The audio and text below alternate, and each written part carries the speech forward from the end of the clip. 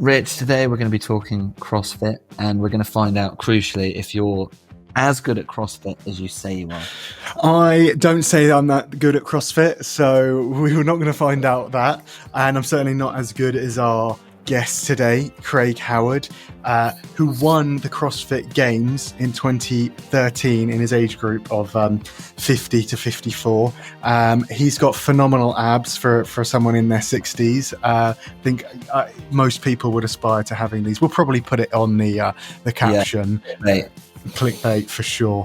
What a nice measured guy as well. So much more than just a CrossFit athlete. He was very, very knowledgeable and very passionate about improving others' lives as well, which I thought was really cool. Yeah, for sure. He's a kind of OG of the CrossFit world. He's been around it for many years. The CEO of CrossFit often comes to him for advice, and wow. He's in a lot of sort of think tanks related to CrossFit, and he's got his own podcast, which is quite influential in the podcast world. And we touch on CrossFit towards the end, but mostly we talk more about what CrossFit is doing, in terms of the problems it's fixing, from chronic illness to obesity. I think the nutrition thing is very important. Again, rammed home again. I mean, as fit as he is, as much CrossFit as he does, he said, you've got to focus on what you're doing in the kitchen, and the couple of the mistakes that many people are making with regards to processed food, packaged food. So obviously very passionate about that as well. Yeah, and we find out his take on Ozempic and Wegovy. Not what I thought he was going to say, to be honest, which I think is why you shouldn't assume. But yeah, I'm glad I caught myself. I was about to put words in his mouth, but actually, very interesting take on Ozempic. Yeah, absolutely. And one of the reasons I asked him on was because he did a talk to local schools and PE teachers about obesity. And I thought the stuff he was saying was really interesting, not too controversial, there's no ideology. He just wants people to do better and be happier and healthier. And I think his takes are really useful for anyone who's trying to take charge of their health. He seemed very genuine and very supportive as well. So I think I can imagine him being a very good coach. Absolutely. All right. Well, enjoy, listener. Hey, listener. Quick favor. Do you like my Stephen Bartlett impression there? Do you know what would really help us is if you could share this podcast with someone you love, if you think it's good. And if you don't think it's good, share it with someone you don't love. Either way, we get more listeners, which is good for us and will be good for you in the long run because of karma and going to heaven, maybe. So maybe share that you are listening to it. Share on Instagram, take a screenshot of our episode and put it out there. And maybe we'll give you a shout out as well.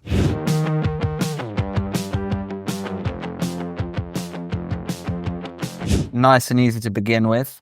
What do you think is causing obesity? Well, it seems to be a global epidemic, and you can point to a lot of different things, which makes it incredibly complex. But obviously, I mean, if you go straight to the heart of the matter, too many calories and not enough burning of calories. I mean, really, it comes down to that. But then it's complicated by a number of issues. One are just behavioral and mental issues that people may be struggling with, and calories might be the temporary solution to make people feel better or to help alleviate the symptoms of either a mental or physical disorder.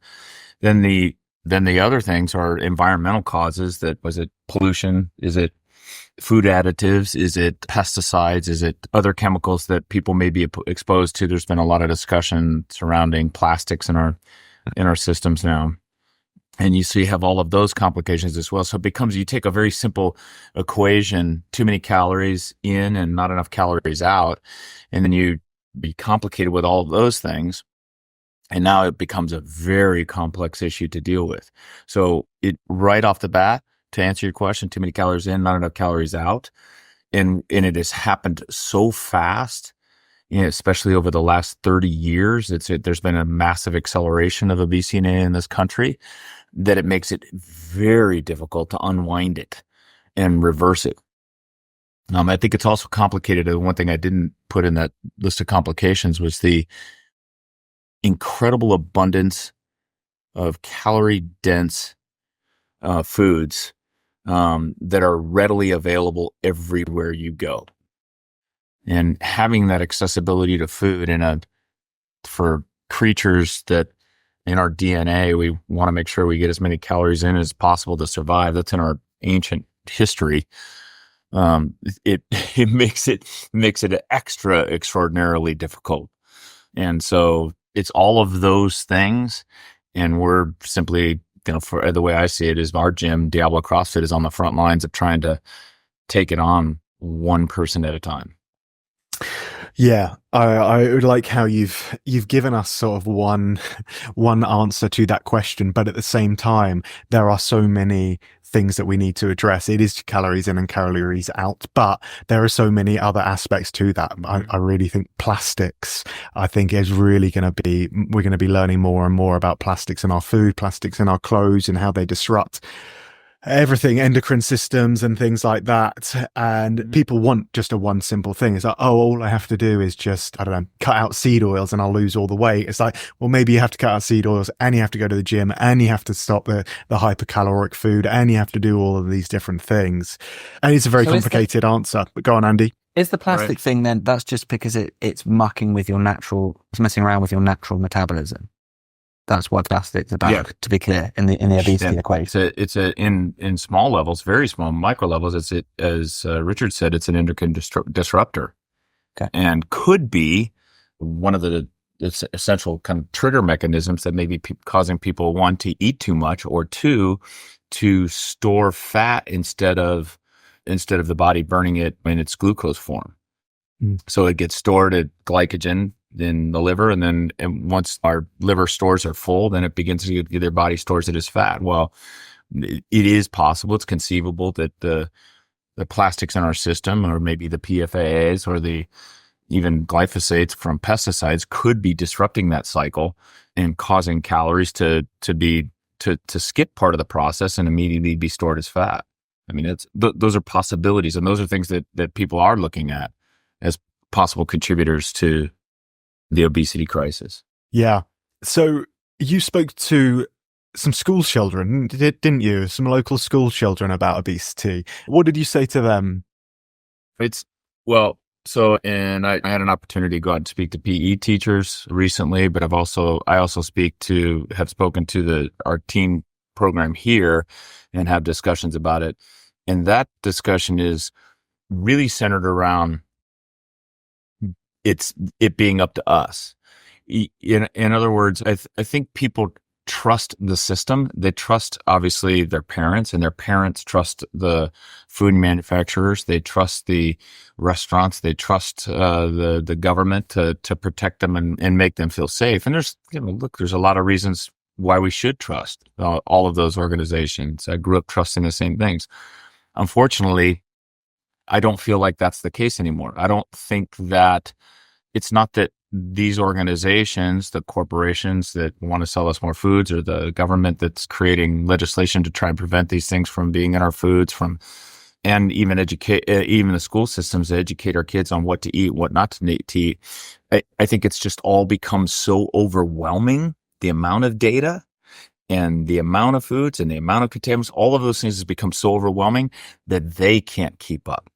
And so it is then up to ourselves, it is up to us to take the time to find out, how can I eat differently? How can I think differently about food?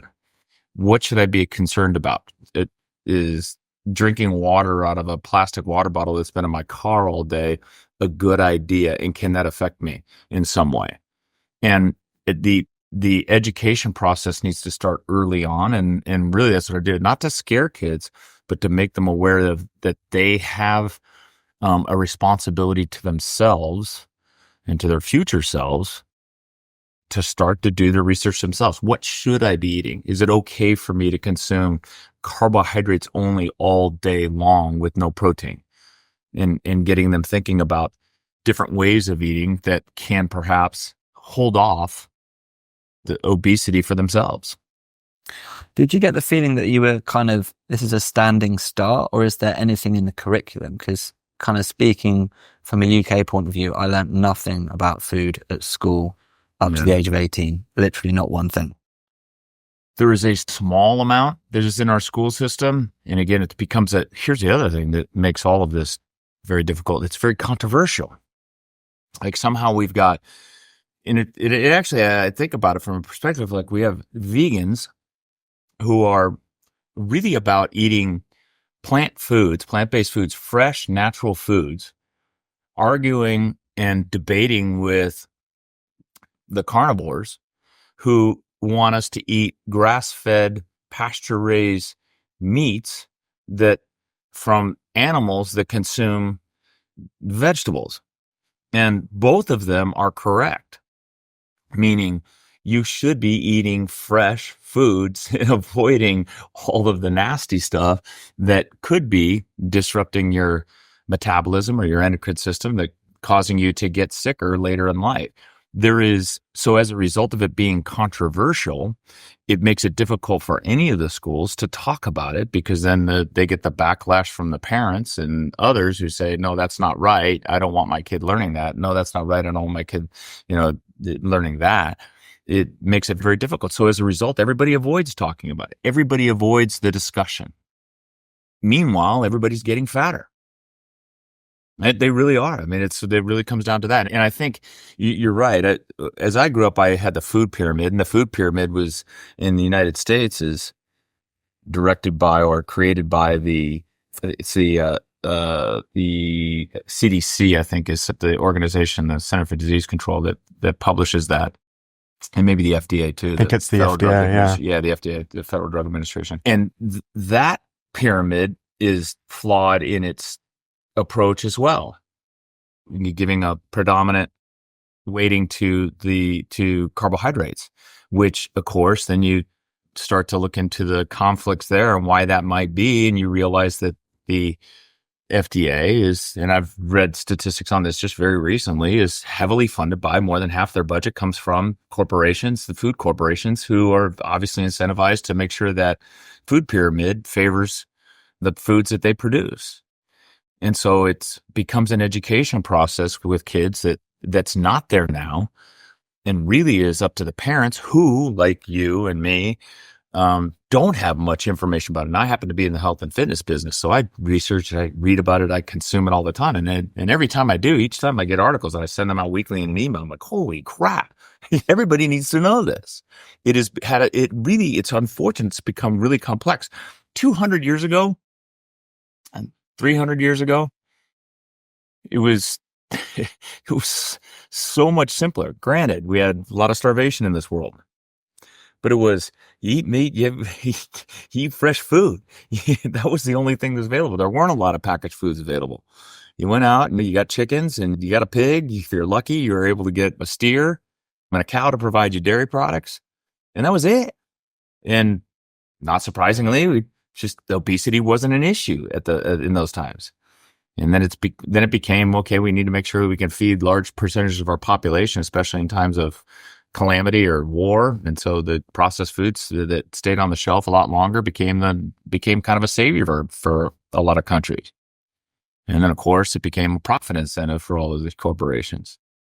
So now we're where we are today, where it's brilliant how they make and process foods, and they use scientists to determine how it's going to feel in your mouth, the color it's going to be.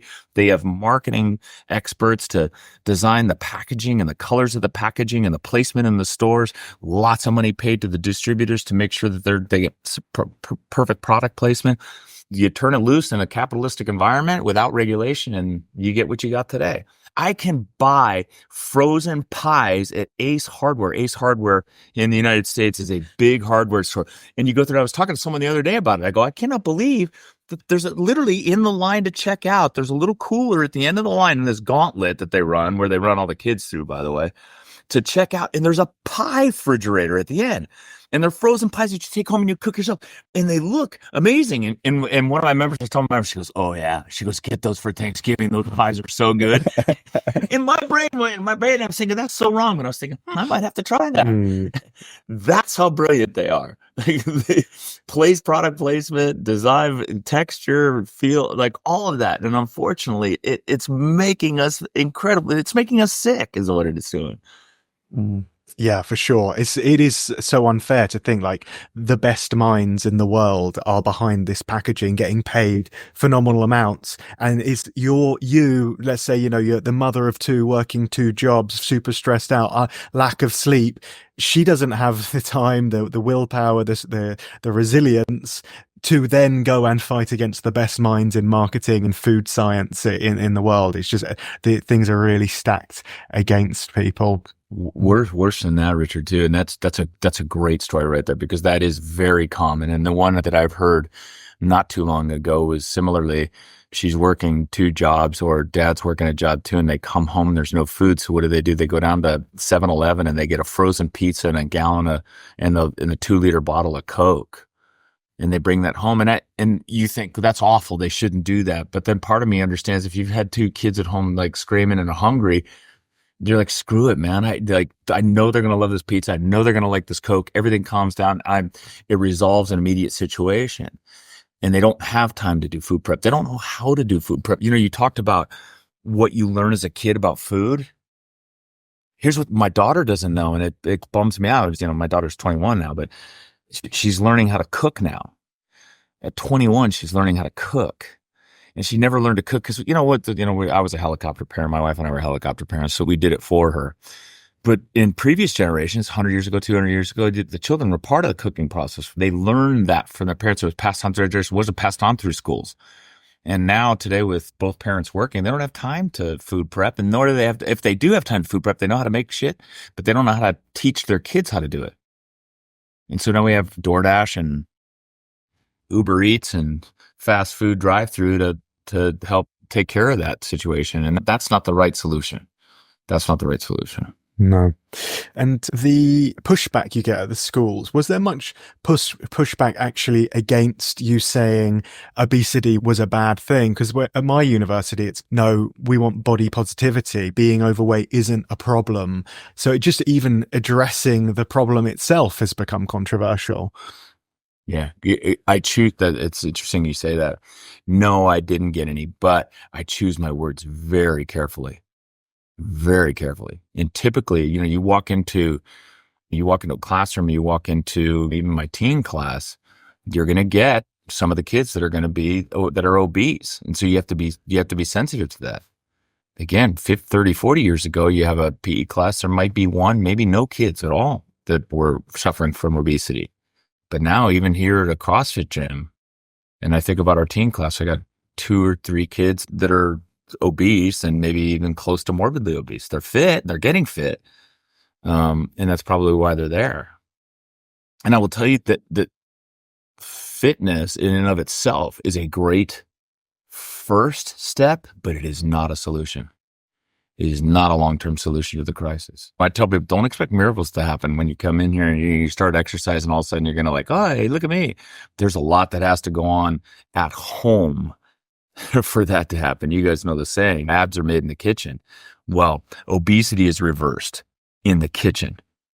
It's really interesting. And you mentioned, like, obviously at Diablo, you're doing things to combat these problems, and I mentioned there about the kitchen. Can you touch a little bit more about that? If someone's interested in losing weight, how would you kind of approach that in the first instance?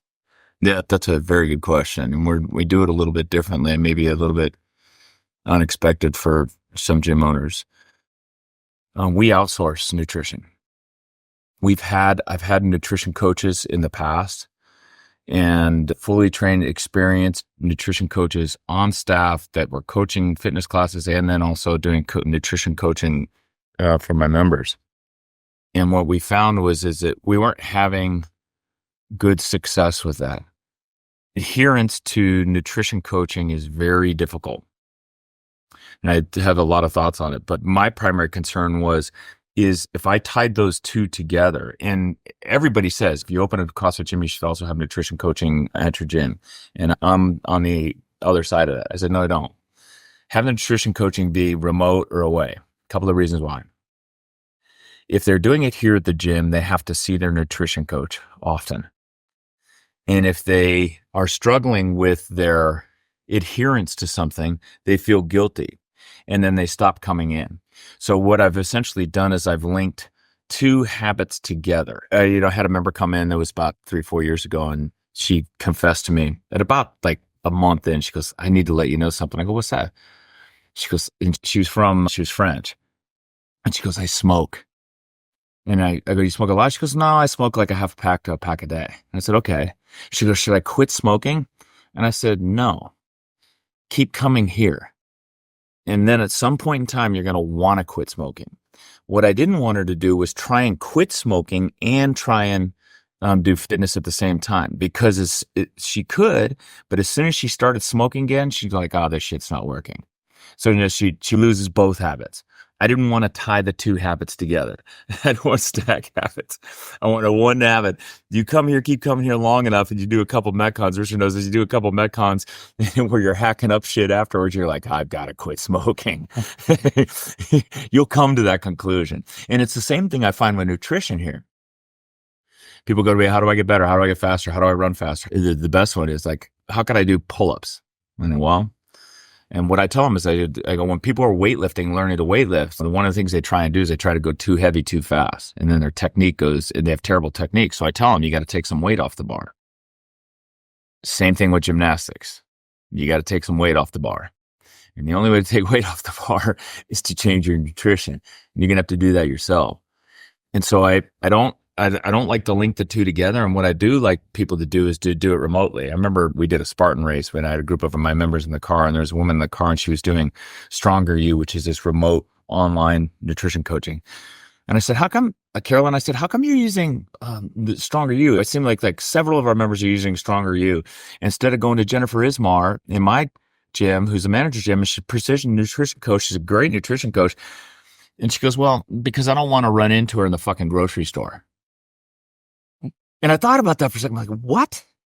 And my wife said that, and I went home, my wife, Richard knows, she's incredibly fit, incredibly lean. She goes, oh yeah, definitely. She goes, I hate running into people at the gym. If I got something in the car for my daughter, because they'll judge you and you feel like you're being judged and evaluated. And that immediately resonated with me. I'm like, oh.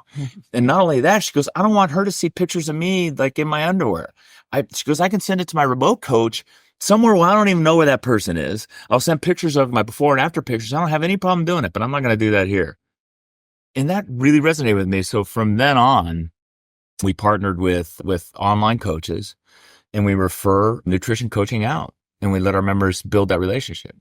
One of my good friends, Tim Dimmel, who runs CrossFit Palo Alto, said to me, he doesn't offer nutrition coaching in his gym. He also outsources. And he said to me, nutrition is a lot like religion. Everybody's got their own special, thing. And he goes, and trying to change somebody's religion is very difficult. And I thought, man, that's a brilliant analogy. That's how nutrition has gotten in this world.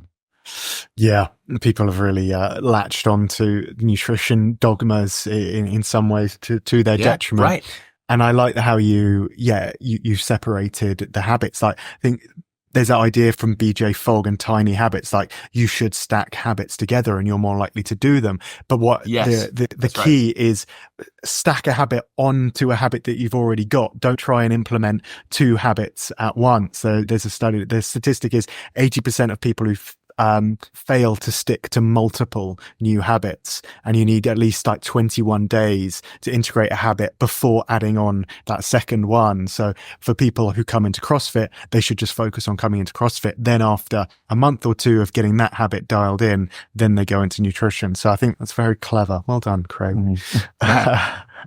Experience. That's 18 years of doing this, I think. There you go. What do you think of Ozempic? That's a good question too, because that's certainly a hot topic and it's changing people's lives. And what's interesting, I've had two really good conversations with people who are using Ozempic. So I have some fresh data for you, but I'll start it off with a story that about 6 years ago, I went through a bout of, and it's a middle-aged man thing. You get to your 50s, 60s, that's the most likely time for men to experience depression, clinical depression. And I went through about where I was dragging, not productive at work, taking long naps in the middle of the day, went and talked to my doctor, and my doctor asked me about, hey, how you feeling? I go, well, I don't know, man. I'm just like, I'm down. I can't get pumped. I'm not excited about stuff. I want to take long naps in the day. And he goes, oh, you have depression in your family? I was like, oh shit, depression. And I said, not that I know of. He goes, well, it's classic symptoms. And for men your age, it's very common. Testosterone starts to drop and this happens. And he goes, let me do this just for a short period of time. Let me prescribe a antidepressant. Now, I'm an anti-drug guy. I'm like, I don't know about this. I'm like, okay, well, I'll give it a shot for a few months and see how it is. And it helped. It snapped me out of the vortex. So I was in this vortex, and this kind of spiraling vortex, trying to solve it myself, and I wasn't solving it myself.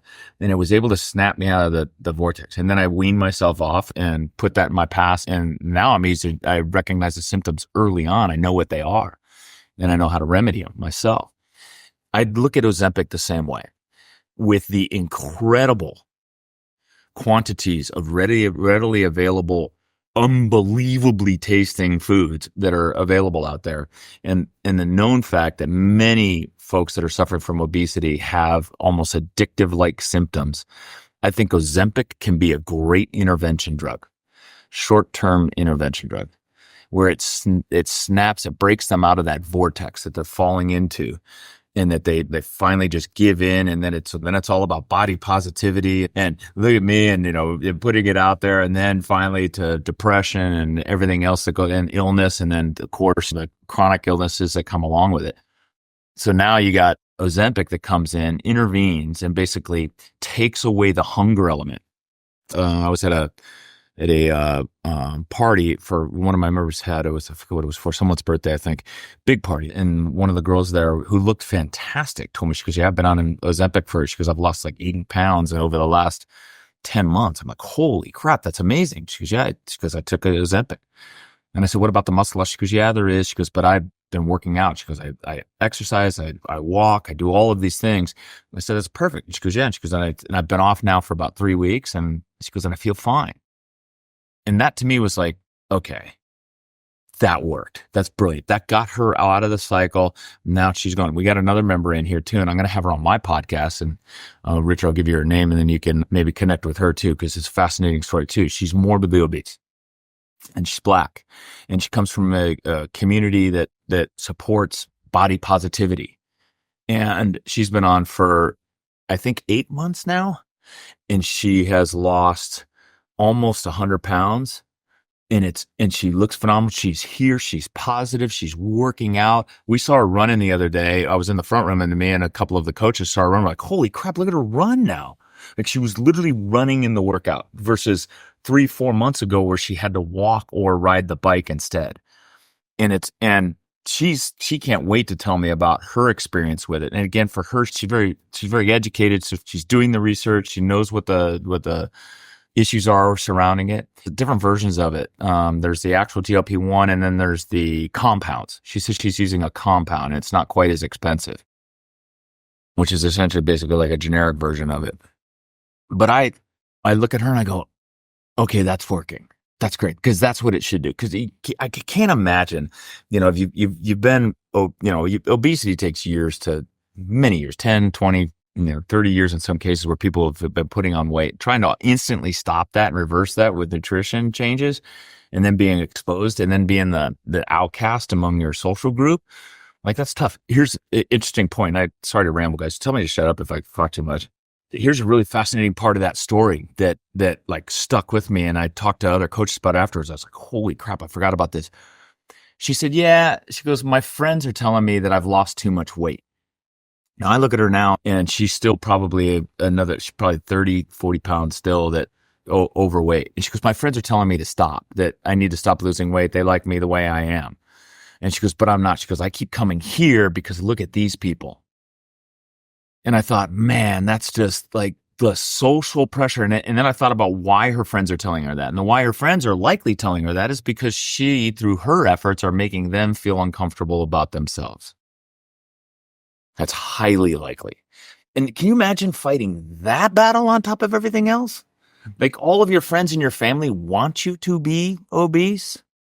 And I get it. I understand it. But man, I couldn't, if that was your spouse, your partner, your friends, your good friends telling you, holy shit. And Ozempic can help kind of snap you out of that. I'm all for it, but not long term.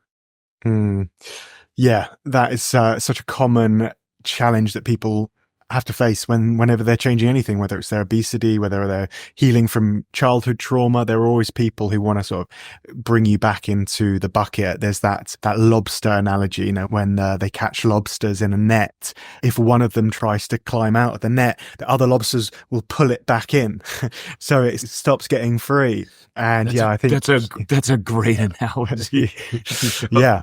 It's quite sad, and it's such a battle. But that's interesting that you say that this person was on Ozempic and then came off and was fine, because I've heard a lot of people say once you come off, you can't come off it, basically. Have you heard that? Yeah, that's what, as a matter of fact, the CEO of CrossFit mentioned that when he went, Don Fall, he went and spoke with Casey Means, the senator who had recently hosted the function at the Congress a few weeks ago, that everyone's rebroadcasting Jillian Michaels and everyone else are rebroadcasting their clips from there. And I'm not sure if that's for diabetes management or for weight loss. This girl that I spoke to, she said she's been off for 3 weeks and she said she felt fine. Her plan was to use it and then go off of it. But I have heard that the belief is that you have to be on it for life, which would be awful. How do you see the government's role in this? And you mentioned a little bit earlier, big food producers and the food pyramid. What are the government getting so wrong? Well, the government right now in the U.S., there's the reason why so many people were out, so many of these health advocates were in Washington, D.C., is there's a bill that just went through the initial kind of committee overview and went past a U.S. representatives committee on providing coverage for Ozempic in Medicare and Medicaid, and it passed that initial committee. So now they're going to put the bill together, and it'll go before the representatives and before the Senate to be voted on. And it was essentially the big component of that bill was to provide Ozempic for Medicare and Medicaid users, which would be an estimated $1 trillion a year cost for American taxpayers. That's an astronomical number. But I understand it from the perspective of they're facing $4 trillion budget primarily due to the explosive costs of treating chronic disease in this country, which includes, of course, heart disease, strokes, high blood pressure, diabetes, obesity, and many cancers. And so there's this incredible growth of chronic disease, which is putting an inordinate cost on our government. And now they're seeing Ozempic as maybe that solution. Wegovy in it, but the bulk of that money would go towards one company, the manufacturer, designer of Ozempic and Wegovy, which is Novartis, I think it's called, a Danish company, Danish pharmaceutical company. They'd be the biggest benefactors. Ironically, they have 3,000 lobbyists in Washington, D.C., or maybe not so ironically. They're lobbying our country to take a look at this as a solution. So that's the more nefarious information that most of us aren't aware of either. In terms of what is our government doing, and how they're looking at it, is I think they're mired in the same politics that we are on a local level, meaning talking about obesity is politically incorrect and can be considered offensive. Educating people on food choices is contentious because of the diet choices of some people. And then what Congress and our government is faced with, unfortunately, is talking about or changing the diet structure in this country or the nutrition requirements in this country means upsetting political donors. And you have the major food corporations and beverage companies that are funding the campaigns of many of our government officials. And you have to as a politician, you got to tread very carefully or risk losing that funding. And that's unfortunate. Pharmaceutical companies, I saw again another statistic the other day where the 24 of the last 30 executive the heads of the FDA or something like that, the officials in the FDA government that get revolved in and out, all went to work for pharmaceutical companies after they left office. Like those inherent conflicts make it very difficult. And I understand how these things happen. These aren't things like where someone's sitting I know a lot of people like to think, oh, they're sitting in a room somewhere with their pointy hats and fires in the background and, sacrificial things. And they're plotting the end of the takeover of the world. I don't think those things are happening. But I think over time, over 50 years, what's happened is these small relationships have creeped into the government and then become part of the status quo. And if you want to get ahead, you've got to take these people to dinner and you've got to accept their campaign contributions. If you want to get elected and take on your initiatives that you're going to change the world, you have to, first of all, make sure you take care of these guys first. And I think over the last 50 to 100 years, all of those things have resulted in the current situation in our government where you can't do anything because you're going to offend somebody. And the last person you want to offend is the guy that's paying for you to be there.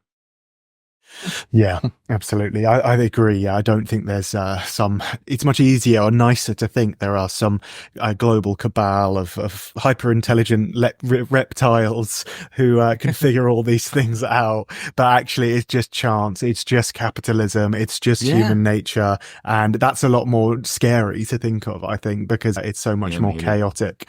But the economic impacts of Ozempic are huge. Airlines are changing their forecasts of profit and fuel in the future because they know they're going to need less fuel to fly people across the country around the world because people are going to be so much lighter.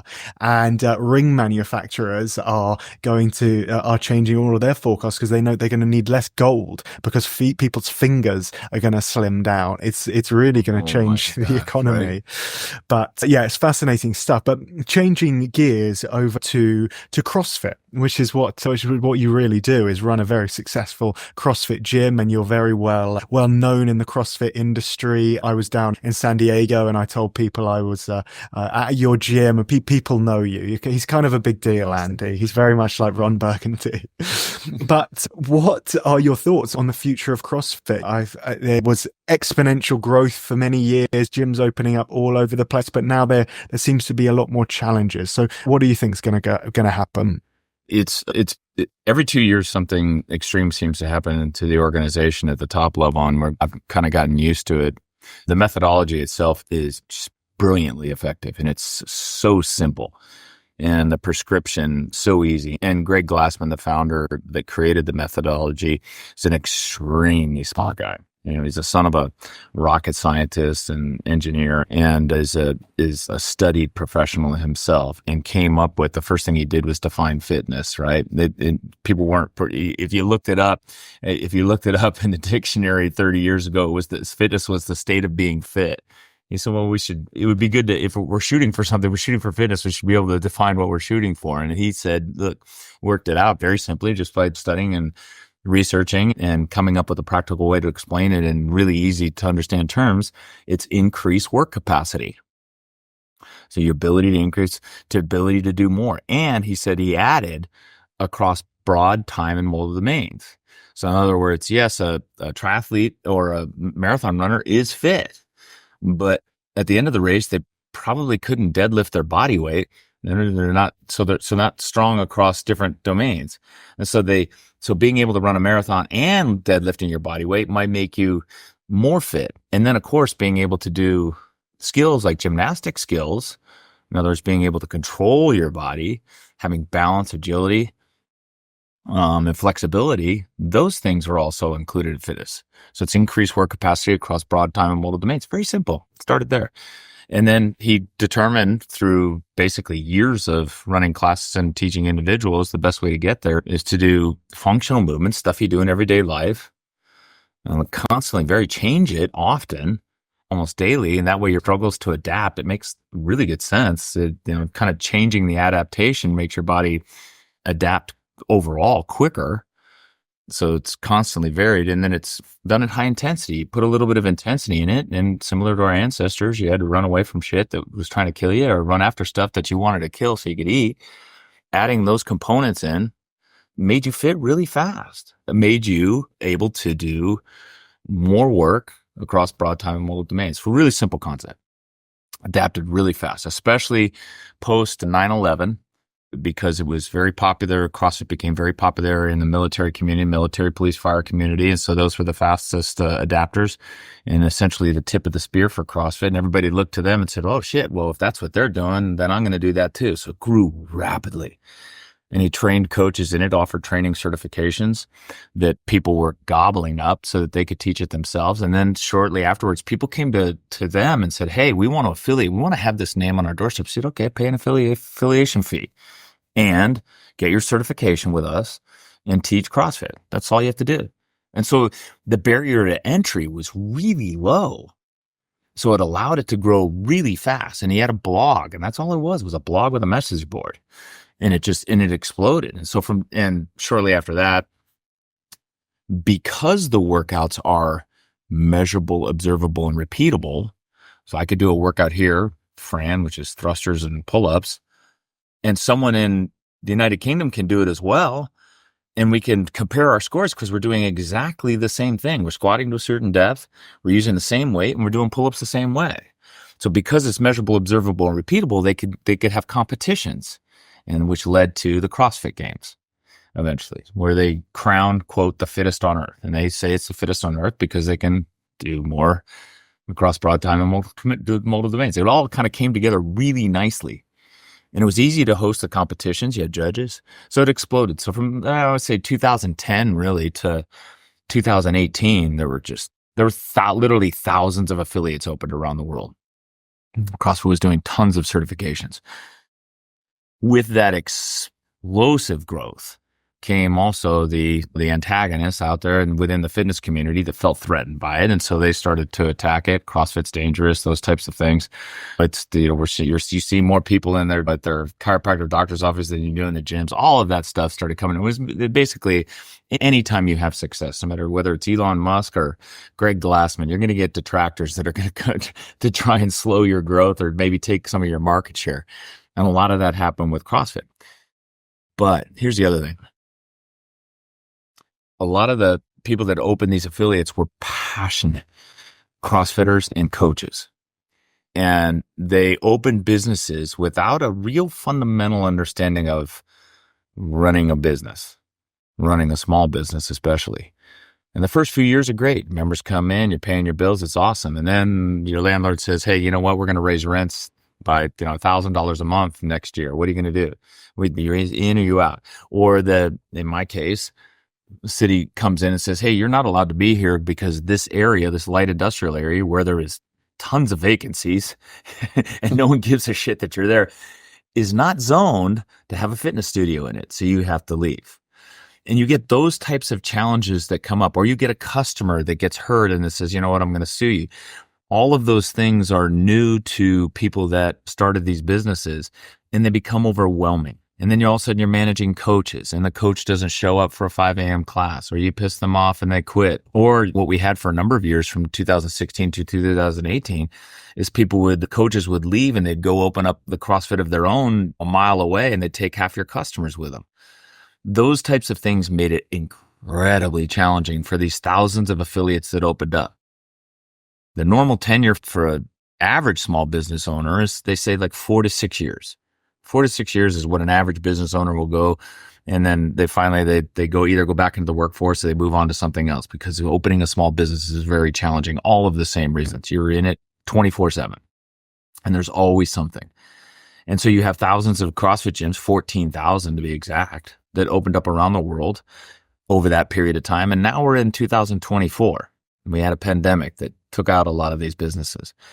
And you have you have a number of burned out affiliate owners that are tired and don't know what to do and how to do it and how to resurrect their business, how to create the demand that they had from 2010 to 2014.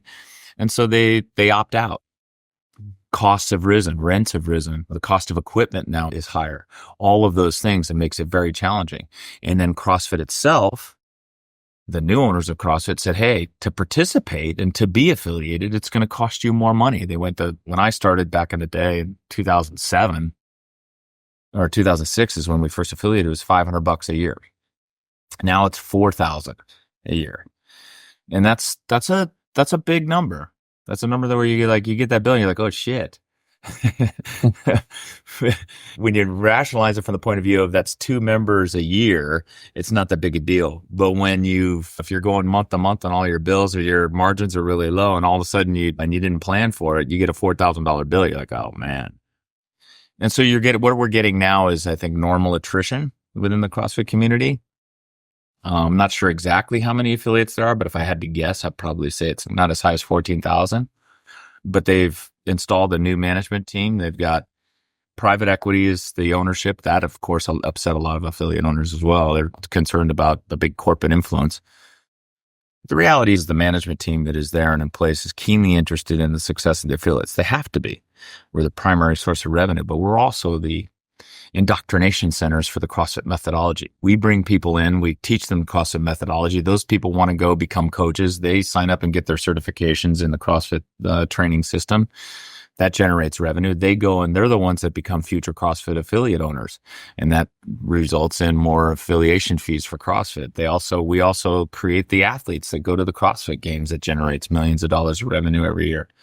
So the affiliates are really essential. And what they've done is essentially over the last year now, they've really tried to professionalize the process of being an affiliate owner and provide all of the tools so that affiliates can succeed on their own without too much help from corporate influence, and really so that they can remain independent, yet have all the tools to make themselves professional. That was a long answer, but yeah, it's thorough. I like it. Yes, indeed. The main criticisms I hear about CrossFit are that it's like you get injured, burns people out, and also it's a bit culty. I think that word is thrown about quite a lot. Have you heard that? I'm sure you have. Oh yeah. That's not unique to CrossFit. I remember in 2000, year 2000, I started running. I lived in Austin, Texas. In Austin, Texas, that's where Lance Armstrong's from. It's a very big cycling and triathlon community. And so my friends in that community roped me in to start running the series of races that Austin has that leads up to the marathon. And I did that for 6 years. And it was phenomenal. It was so much fun. We had to get together on Saturdays. We trained together on Saturdays and we go to breakfast. And I was doing all of the races, which starts with a 1 mile race in January and then culminates in a marathon in May, the Austin Marathon, which is a lot of fun, but you do 5K, 10K, builds all the way up. And that was a cult. That was an incredible cult. And I was really happy to be a part of it. And then, and I think that's the way it is unfortunately, it's how fitness is perceived. If you get involved in any one particular methodology or mode, it's perceived as but because that's who your friends become. You want to be around those people. And CrossFit is no different. You come in, you come into class, you warm up, you're all talking to each other, then you do the workout. There's this incredible endorphin rush.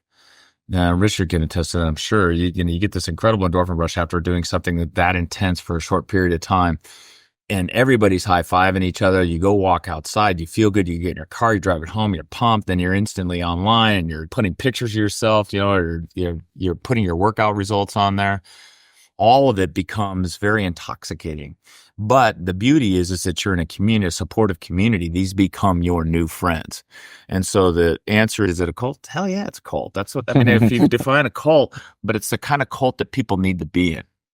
Because they also are, one, they want to share what they're doing. They want to share with their family. They want to share with their friends and help reverse this incredible chronic disease crisis that we have in this country.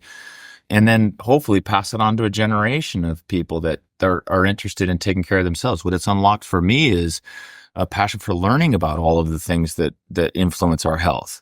How do I know about Ozempic and Wegovy and the impact on the body? Well, I know it because I'm doing CrossFit. I want to learn about these things.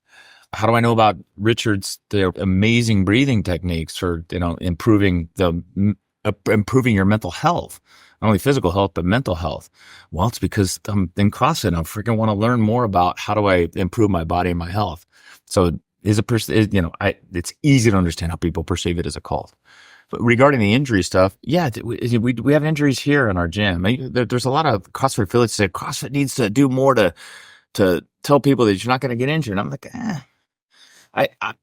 I'm not so much worried about it, because the normal aches and pains that you're going to have with any physical activity are going to happen here as well. I want people to be prepared for that. I want them to understand that a muscular strain is not something that can limit you, that has to limit everything that you do in your life, that you shouldn't stop what you're doing.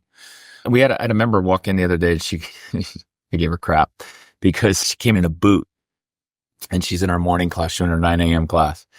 And she comes walking in a boot, and I go, oh, and she goes, don't ask. I said, how did you do that? And I was worried that she'd done it here at Diablo, maybe running or, doing some sort of jump rope or something like that. She goes, no, I did it playing pickleball.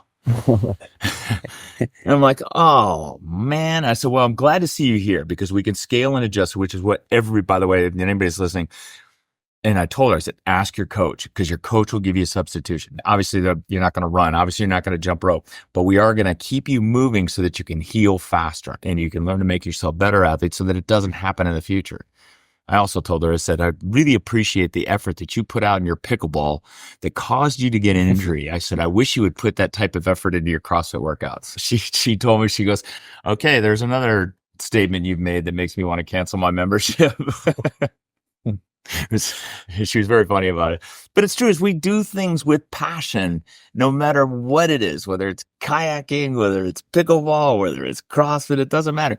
Chances are you're probably going to experience some sort of pain along the way. That's human nature. And what you have to be able to do is adapt and get around, heal up, learn to heal and get around and move on. Yeah, pickleball's definitely a cult.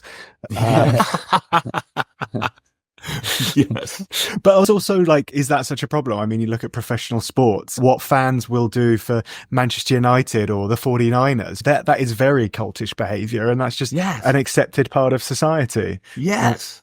And makes life. And I love pickleball, by the way. I don't play it, but I run by a park every day with my dogs. Every morning my dogs are run by and they're out there playing it. And it's usually 60 plus year olds, 50, 60, 70 plus. And to me, that's awesome. If those were tennis courts, there'd be nobody on them. But now you got literally 30 to 40 people, this little park in my neighborhood that other people are pissed off about because they make a lot of noise. But to me, I'm like, that's awesome. That's awesome. And if they want to get better at pickleball, come to my gym. I'll make you better at pickleball. Yeah. So there was a lot of controversy recently at the CrossFit Games with the tragic death of Lazar Dukic. So he, Andy, was one of the top athletes in the world, and they had a run swim event, and he drowned, and the lifeguards didn't spot him, and he passed away. So a lot of flack's been thrown at CrossFit for that. So Craig, how do you respond to that criticism? Yeah, you had that question in there, huh? Oh yeah. Tragic loss. And the CrossFit is doing an independent investigation, and the results of that actually will probably come out within the next 30 days to figure out what they could have done better. Or was it preventable, or was there negligence? And so we're waiting to hear back from CrossFit. I was there at the games, and it was horrible. And there were a lot of tears shed. There were a lot of hugs. And I personally was in favor of the games continuing on, which they did. And some of the athletes decided not to participate, and I respect that decision as well. I imagine it was, especially those that knew him very well, made it very difficult for them to continue on with the event.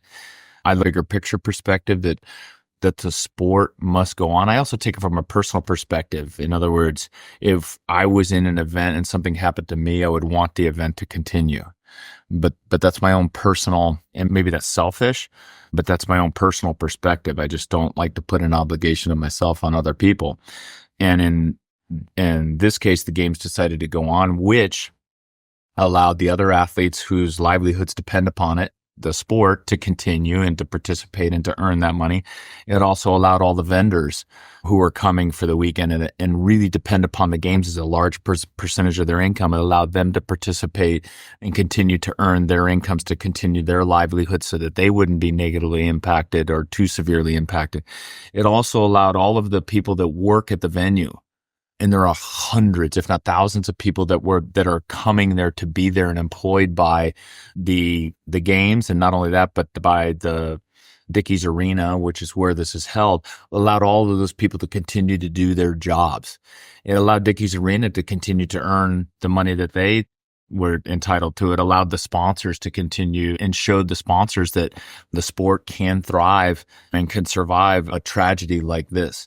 And it did nothing to undermine the impact of it, and certainly the severity of the issue, that because CrossFit is doing a tremendous amount of work to try and find out, one, how this happened, why this happened, and then also how do they prevent it from happening in the future. All of that is going to come out. The team is genuinely concerned about making sure this is a very safe sport for everyone. What this was, guys, was the first time someone died in a CrossFit event. And you guys know, in the sport of endurance competitions, triathlons especially, but marathons as well, and cycling events, Tour de France, deaths occur. People are at training and doing work at the absolute extreme edge of performance. And when you are there, operating at that edge, the possibility of severe injury or death is much higher. And that's what has happened here in this situation. These guys are operating at the absolute extreme. The amount of work that they have to do in a 4-day period of time in intense environments is incredible. And CrossFit has been very fortunate that they haven't had any severe incidents in the past. And unfortunately, they had one this last weekend. I think it'll ensure that there are changes in the future that will make it safer for athletes, and hopefully it never happens again. But it is certainly a possibility that all athletes need to make sure that they understand when they participate in the sport. Thank you so much for your thoughts, Craig. That's really measured answer, and it's a very difficult topic, no doubt. I hadn't heard of that. And it's very sad. I would like to know what's next for you and Diablo. That's a good question too, man. You guys load them up. I'm 61. My wife's 62, and we've been at this for 18 years. I'm interested in continuing to grow our business. So I'd say 90% of our efforts are focused on that. My wife competes in the age group level, so she dedicates quite a bit of her time to that, which is an awesome example for everyone, especially me, who has to measure up to that. Yeah. Where did she come in the world this year? She's 6. So she's her third year in Asia, and then she was 6th in the world in the 60 to 64-year-old category. Really remarkable performance this year, the third year in her age group. Unbelievable. Yeah, she's a machine. But so she'll continue to do that. I will as well. But for us, I'll tell you, one thing that we're interested in is at this age, and this is, I think, anyone that hits this age at 60 plus, the things you start thinking about is, how can I protect my legacy? And our legacy, really, for us, I had a career in finance and investment banking, but really I measure myself by the success I've had in the world of fitness and the ability to influence people to change their lives through fitness, and especially CrossFit. And so I want to make sure that continues and the Diablo business continues to thrive. And so over the next 5 years, my wife are thinking about, how do we transition this business so that it can continue to thrive and grow, and make sure that the next person that comes in to take on Diablo CrossFit to the next level is the right person.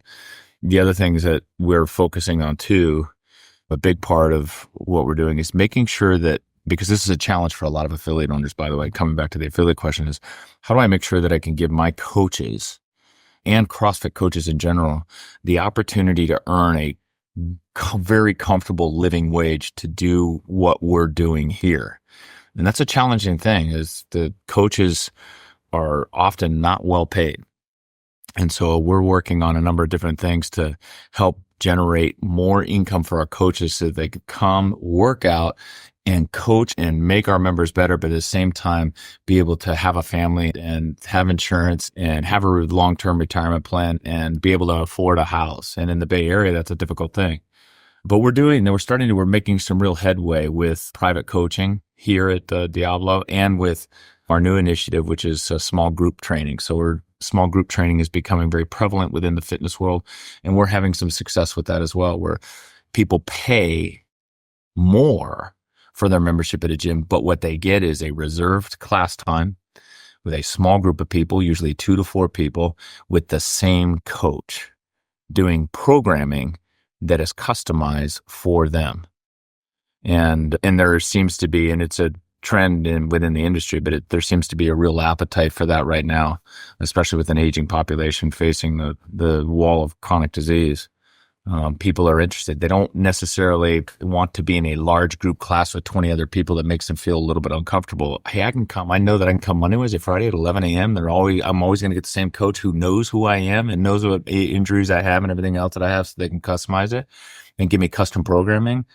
I'm down for that. And people are paying considerably more money to do that. And for me, that allows me to give a very large percentage of that to my coaches. Awesome. Yeah. And how do people find you? Obviously, you got the podcast. What's the name of the podcast? And it's PRs all day, PRS all day. That's on the YouTube channel. But they can find me on Instagram at Craig H. Diablo. I think it is Craig H. Diablo. We'll put it in the note. Yeah, Craig H. Diablo. And you can find us at Diablo CrossFit on Instagram as well. That's the easiest way to find me. Just go to at Diablo CrossFit on Instagram and you can find me there. And I'll answer most of the direct messages I get, except for the ones from some random country asking me to be their friend. That's very much your time. You might get one from the UK asking to be my friend. So yeah. Thanks so much for coming on, Craig. It's been a pleasure to have you. No, but I didn't talk too much. It was awesome. Those are good questions. Very good questions. Awesome. Yeah. All right. Thanks very much, Craig. Yeah. Cheers. Bye. Yeah. Cheers.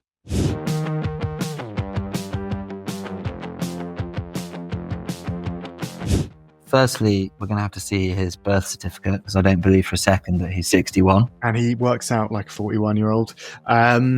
And yeah, listen, I hope you enjoyed that. I hope you learned something. Maybe you've taken something away. Maybe you're going to stack some habits in a different way. Maybe you'll even try CrossFit. Maybe you'll join the cult. And well, it depends which cult, whether it's the pickleball cult or the... I actually don't think pickleball's reached here. We're still on paddle. Is that what's coming next, pickleball? I don't know. I feel like the gap in the market has been filled by paddle in the UK. It's basically the same thing. So maybe there's no space for pickleball in the UK. But I found it really interesting. Yeah, going back to the habit thing, when he said he outsources his nutrition advice, because I think a lot of PTs try and do your gym and your diet together. And I thought his take on that was particularly interesting in terms of you should probably keep them separate. Yeah, absolutely. Yeah, there's so much psychology in nutrition and that idea of I don't want my gym coach seeing me in the grocery store and the sort of the shame and the guilt of not being perfect, which is no one really is with nutrition. And on a lighter note, I learned you could buy a pie from a gas station. A hardware store, yes. A hardware store, yeah. Sorry, yeah. Ace Ace Hardware. A pie is from amazing. a hardware store is not somewhere I'd be getting my groceries, but yeah, fascinating. But you haven't been to Ace Hardware. It's not like B&Q. It's like really nice. They're really friendly in there. If you're like me and completely useless with DIY, this is the place you go, because they actually come up to you and say, "Can I help you?" And I'm like, "What's this thing?" This, just like, "Oh, that's a spanner. That's a spanner, sir." And they'll tell you what you need and stuff. Ace is amazing. Anyway, this isn't a podcast about Ace Hardware, and they're not sponsoring this show. But there's an opportunity. Sponsor us. But I think that, I think for sure, I think the CrossFit, when people hear that, they think, hour-long workout, bit colty, might get injured. Hopefully it's put some more dimension to that in terms of the diet and the kind of supportive network you get from excellent coaches like Craig and the good work they're doing. So yeah, I thought it was really interesting. Yeah, for sure. All right. Well, thank you, listener. Andy, where do they find us? At Andy Sam on Instagram, at The Breath Geek on Instagram, and richardlblake.com. And then it's Laughing Through the Pain, Navigating Wellness on all good and bad podcast hosting sites. Absolutely. And I've got a little bit of an announcement, Andy. I have finally gotten myself a work visa in the US. So people can now, they don't just have to listen to me on this podcast. They can now come to me to work one-on-one on their breath work, their functional breathing, where they can come and see the study I did. They can do conscious connected breathing with me virtually and change their lives, as we did with the people in the randomized control trial that I was the creator of. Top man. Well, congratulations. Another accolade for Richard L. Blake. Doctor. Work visa. Yes. Work visa. The accolade is work visa. Somewhere. Work visas, Dr. Richard L. Blake. Yes, indeed. Thanks All for right. listening. Well, thank you. Bye-bye. Bye.